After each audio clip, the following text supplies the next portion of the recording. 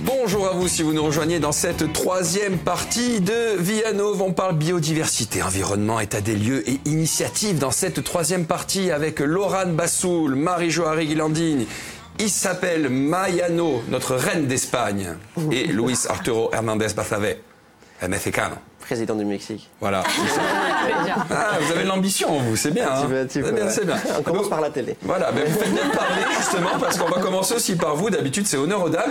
Mais là, on va un peu changer les règles et commencer avec vous. Donc, nous partons directement au Mexique avec un voyage durable dans un pays où la biodiversité est plutôt dense. D'accord. Bah, déjà, il faut dire que le Mexique se trouve dans un des 7...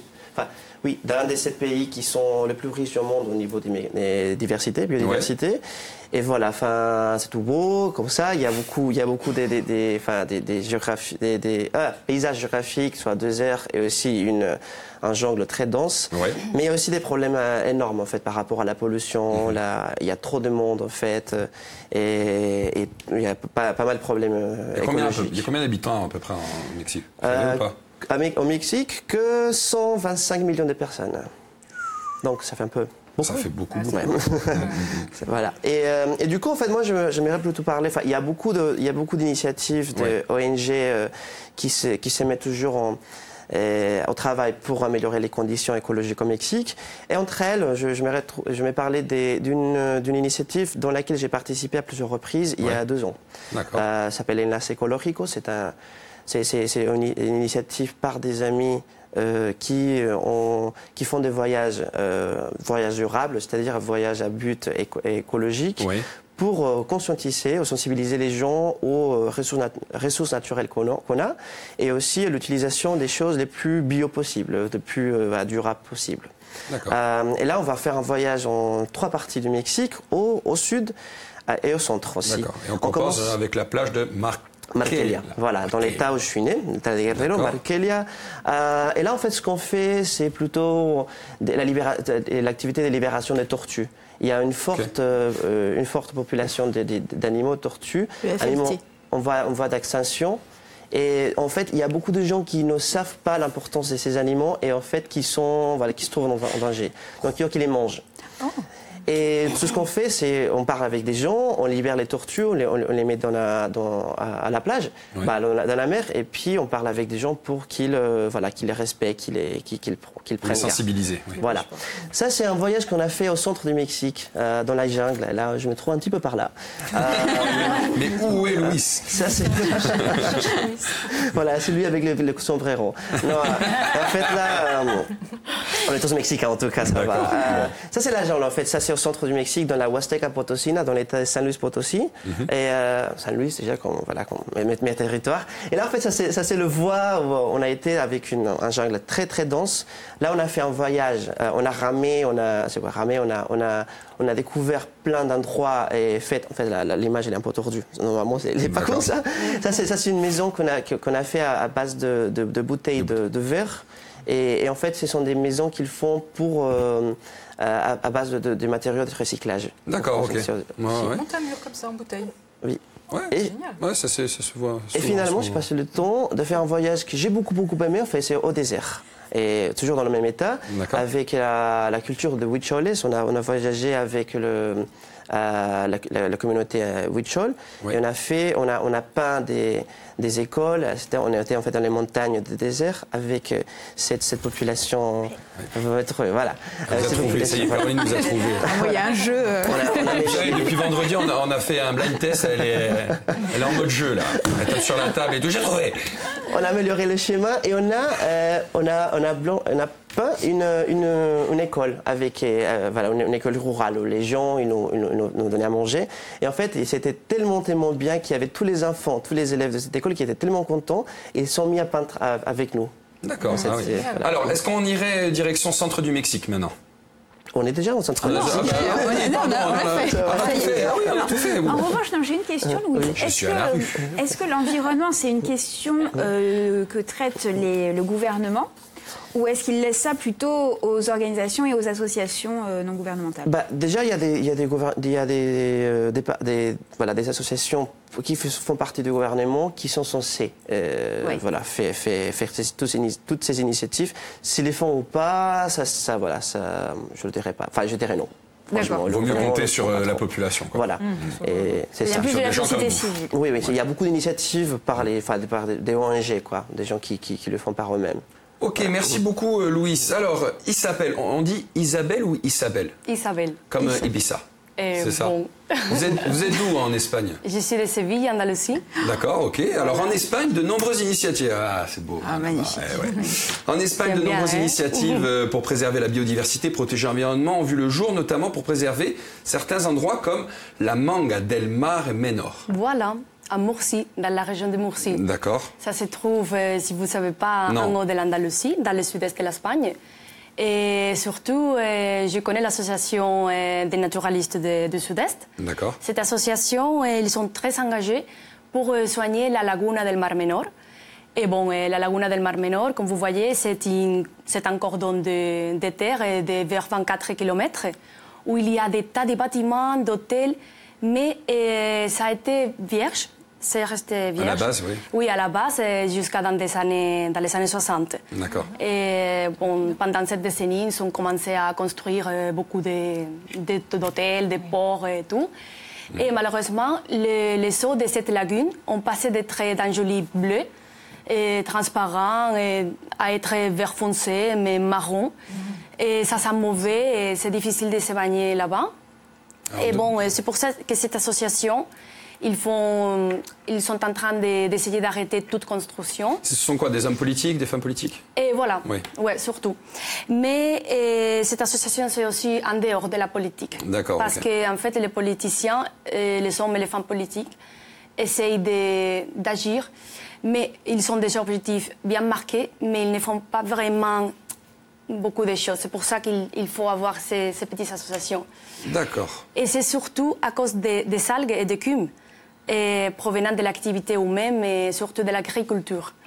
Parce qu'ils ont jeté des produits chimiques qui font proliférer les plantes de la campagne, mais aussi de la mer. Ils arrivent à la lagune et ça fait proliférer les algues.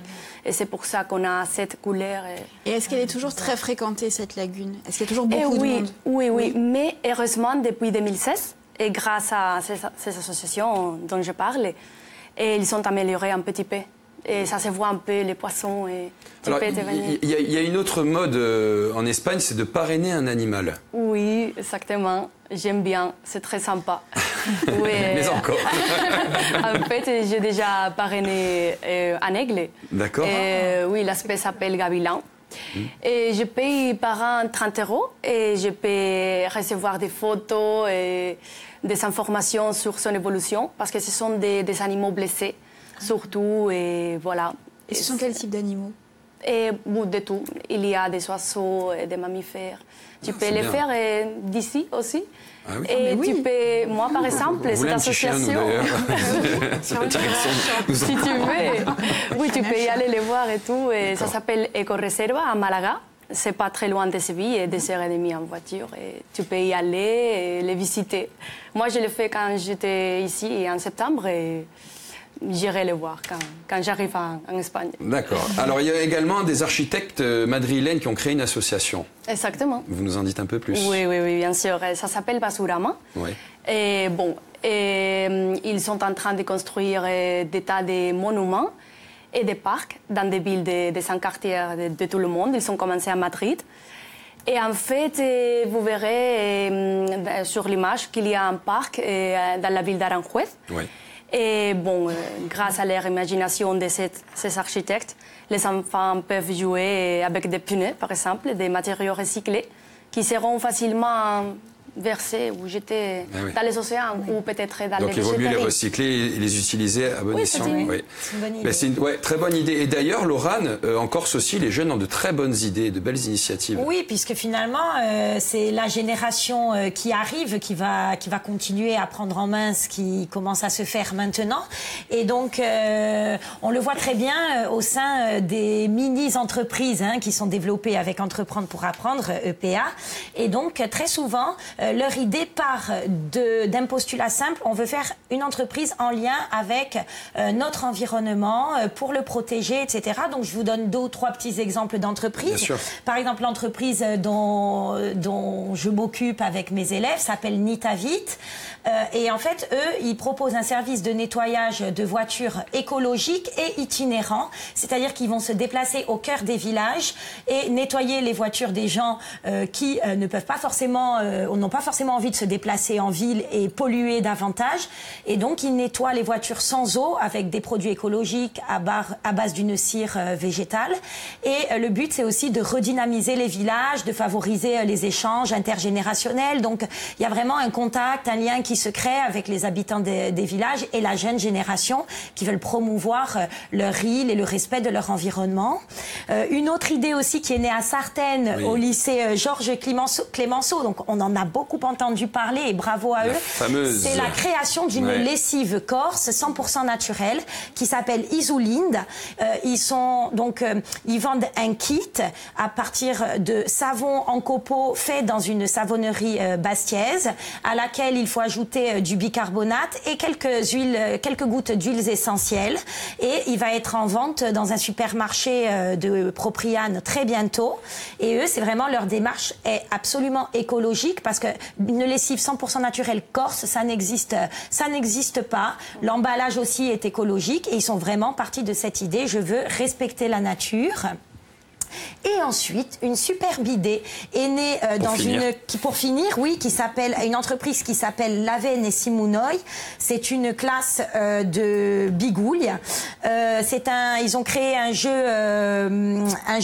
pédagogique type jeu de loi pour apprendre à trier ses déchets. Donc dès le plus jeune âge, c'est une super idée. Et en plus, ils fournissent un tote bag pour créer une espèce d'émulation et aller ramasser les déchets, etc. Donc vraiment pour éduquer les plus jeunes au tri sélectif. C'est une bonne idée. Je laisse la parole à Marie-Jo. Merci beaucoup Laura. Allez Marie-Jo, on a une minute pour parler, de parler des PIM. Je ne sais pas si je vais pas vous en parler demain avec Audrey d'ailleurs.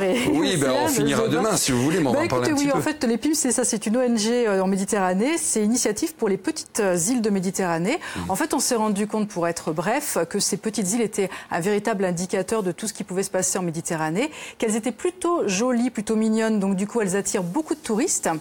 Et avoir la fréquentation des touristes et en même temps la préservation de la biodiversité, c'est quand même quelque chose, c'est une équation impossible, une équation qu'on connaît bien ici aussi sur les Lavettes, on a cette problématique aussi.